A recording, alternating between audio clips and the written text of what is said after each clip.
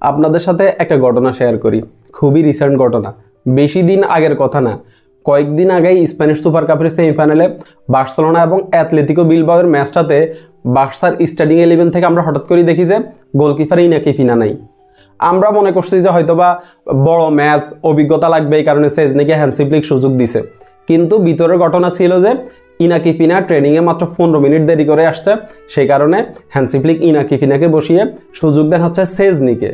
ফুটবলে এরকম হাজার হাজার ঘটনা আছে যে ফুটবলারদেরকে আসলে ডিসিপ্লিনের ভিতরে আনতে কোচটা এরকম কঠিন কঠিন পদক্ষেপ নিয়েছেন। বাংলাদেশের নারী ফুটবলার ঋতুপর্ণা চাকমা, উনি বাংলাদেশের নারী ফুটবল দলের কোচ পিটার বাটলারের বিরুদ্ধে একটা অভিযোগ তুলছেন যে পিটার বাটলার তাদের ব্যক্তিগত জীবনে হস্তক্ষেপ করতেছে। এখন ব্যক্তিগত জীবনে হস্তক্ষেপ বলতে কি, পিটার বাটলার ওনাদেরকে ওনাদের নিজের মতো করে চলতে দিচ্ছেন না, কফি খাইতে যাইতে দিচ্ছেন না, এরপরে টিকটক করতে দিচ্ছেন না, নিজেদেরকে স্বাধীনভাবে চলতে দিচ্ছেন না। ওই কারণে ওনারা পিটার বাটলারের অধীনে আর কোচিং করবেন না, ম্যাচও খেলবেন না। আরেকজন সিনিয়র ক্যাম্পেইনার সাবিনা খাতুন, উনি সংবাদ সম্মেলনে এসে কান্নাকাটি করে বলতেছেন যে ওনারা ফুটবল থেকে আসলে অনেক কিছু পাইছেন, ব্যাপারটা এখন ওনাদের সম্মানের। কি করতেছে আসলে নারী ফুটবলার, আসলে কি চিন্তা করতেছে ওইটাই বুঝতেছি না। নারী ফুটবলে এই কয়েকদিনে আসলে ঘটনাগুলো না ঘটলে জানতেই পারতাম না যে পিটার বাটলার কত উঁচু মানের একজন মানুষ। পিটার বাটলার ওয়েস্ট হাম ইউনাইটেডে খেলছেন, ইংলিশ প্রিমিয়ার লিগের একজন প্লেয়ার, কোচিং করিয়েছেন 20টারও বেশি জায়গায়।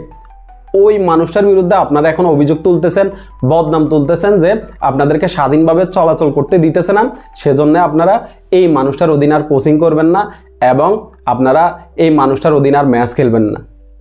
আলফাজ আহমেদ বলছেন, মোহামেডান স্পোর্টিং ক্লাবের কোচ আলফাজ আহমেদ বলছেন যে নারী ফুটবলারদের বিক্ষোভের মুখে যদি আসলে বাফুফে এখন পিটার বাটলারকে স্যাক করে, তাহলে পিটার বাটলারের মতো বিদেশি আর কোনো কোচ বাংলাদেশের কোচিং করানোর প্রতি আর ইন্টারেস্ট হবে না।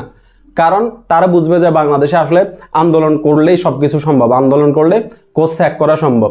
এটা তো সত্যি কথা যে এখন যদি পিটার বাটলারকে আসলে এই বিক্ষোভের মুখে যদি স্যাক করা হয়, তাহলে বাংলাদেশে শুধু নারী ফুটবলে না, বাংলাদেশে পুরুষ ফুটবলে সামনে কোনো কোচ আসতে অনেক চিন্তা ভাবনা করবেন যে এখানে তো আন্দোলন করলেই, ফুটবলাররা আন্দোলন করলে আসলে আমার চাকরি শেষ।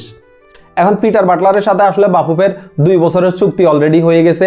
বাফুফে পিটার বাটলারকে এখন স্যাক করতে চাইলেও অনেক টাকা পয়সার হিসাব কিতাব করতে হবে, সেজন্য আসলে বাফুফেও এই বিক্ষোভের মুখে একটা শক্ত অবস্থানে আছে। তারা পিটার বাটলারকে আসলে স্যাক করার পরিকল্পনা এখনও করতেছে না।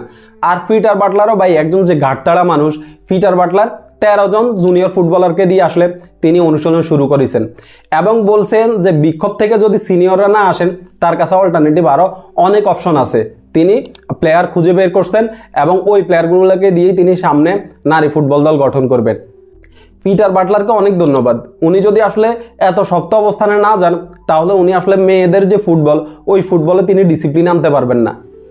আর মেয়ে ফুটবলারদের প্রতি একটা রিকোয়েস্ট, আপনারা যে আজগুবি চিন্তা ভাবনা করতেছেন ওইখান থেকে বের হয়ে আসেন।